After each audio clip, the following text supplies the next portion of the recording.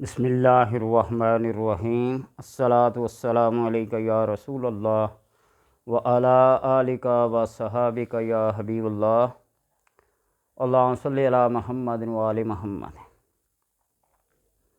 آج کی اس نشست میں اس بات کا بیان کریں گے کہ خواب کی تعبیر بیان کرنے کے لیے علم رمل، علم جفر، علم الفعال کا جاننا بھی ضروری ہے، اور اس کے لیے ان علوم کا حصول سوائے عطائے خداوندی کے حاصل نہیں ہوتا۔ ملفوظات احمد رضا نے لکھا ہے کہ مجھے علم جفر سیکھنے کا بہت ہی زیادہ شوق تھا۔ میں نے بڑے مراقبے کیے، چلے کیے، استخارے کیے، لیکن کوئی بات سامنے نہیں آتی تھی۔ میں اپنے ایک استاد کے پاس گیا، ان سے پوچھا، مراقبہ کیا، استخارہ کیا، انہوں نے بتایا جو طریقہ کار۔ بہرحال مراقبے استخارے کرنے کے بعد ایک دن مجھے اشارہ ملا، حروف تہجی میں سے چند ایک حروف دکھائے گئے مجھے، زال، زے، یہ چھوٹی، الف، نون۔ تو میں بڑا حیران پریشان ہو گیا۔ میں نے جب ان حروف کو جوڑنا چاہا تو ہے، زال، یہ، الف، نون کو جب جوڑا تو حزیان بنا۔ حزیان کا مطلب ہوتا ہے کوئی ایسے ہی بیہودہ ٹائپ واہیات قسم کے خیالات، باتیں، یہ وہ بیکار سے بات۔ بڑا پریشان ہوا۔ جب یہی بات میں نے اپنے جاننے والے کو، اپنے دوست، اپنے استاد کو بتلائی تو انہوں نے انہی حروف سے مجھے اجازت دی۔ میں بڑا حیران ہوا کہ انہوں نے کیسے اجازت دے دی؟ تو انہوں نے انہی حروف کو جوڑا، جن حروف کو میں نے جوڑ کر حزیان لفظ بنایا تھا، تو انہوں نے صرف 3 حروف کو جوڑ کر اذن، الف، زال اور نون بنا دیا۔ اذن، اجازت ہے۔ یہ ایسے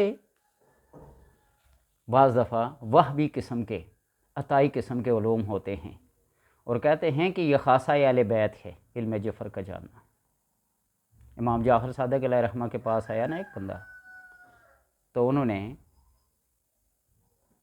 اس سے پوچھا کیا مسئلہ کیا؟ انہوں نے کہا جی خواب میں مجھے بلی نظر آئی، یا کوئی ایسی، انہوں نے سنور کا لفظ آتا ہے۔ تو آپ نے فرمایا کہ 360 درہم جو کسی آدمی کے دینے ہیں نا، تو وہ ادا کر۔ میں بڑا حیران ہوا کہ سنور اور 260 یا 360 جو بھی اس کے عدد بنتے ہیں، اس کا کیا تعلق؟ تو جب میں نے ان سے پوچھا کہ اس کا کیسا توڑ، کیسا تعلق بنتا ہے، تو آپ نے فرمایا کہ اس کے اعداد یہ بتا رہے ہیں، سنور۔ تو یہ بات ہوتی ہے کہ علم الاعداد کے لحاظ سے بھی بعض دفعہ فعال تعبیر دی جاتی ہے۔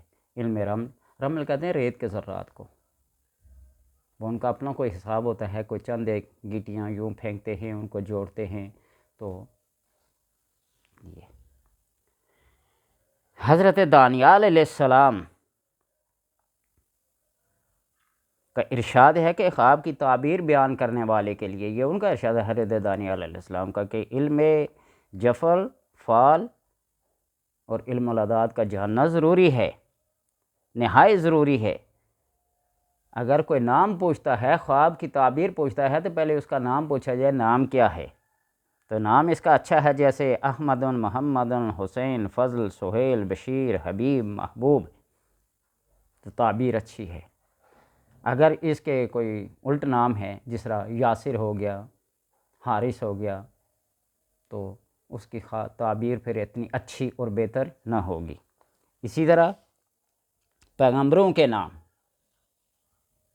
پہ خواب کی تعبیر بہت اچھی ہوتی ہے۔ اللہ کے ناموں کے ساتھ۔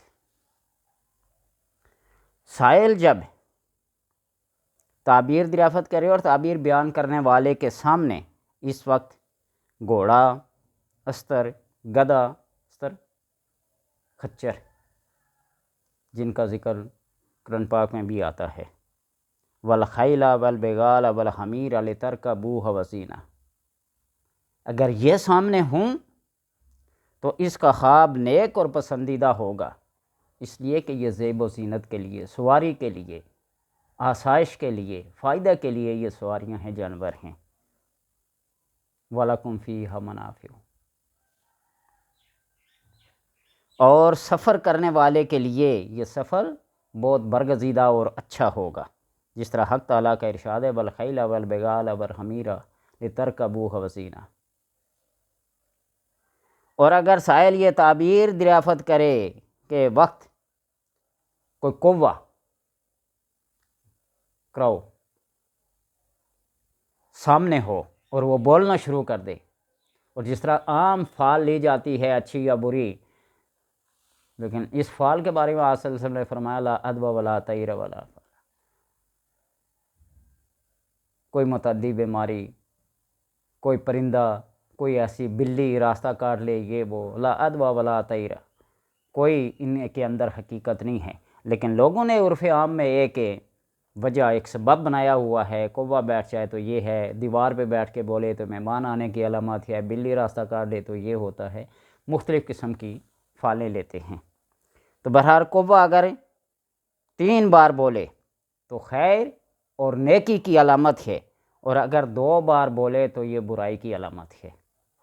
مختصر اس کا جواب حضرت ابن سیرین رحمۃ اللہ تعالیٰ نے فرمایا کہ کوے کی تاک آواز جو ہوتی ہے، تاک 1 2 3، 1 3 5 7، تو یہ نیکی ہے، اور اگر جفت آواز ہو 2 4 6 8 تو یہ برائی کی علامت ہے۔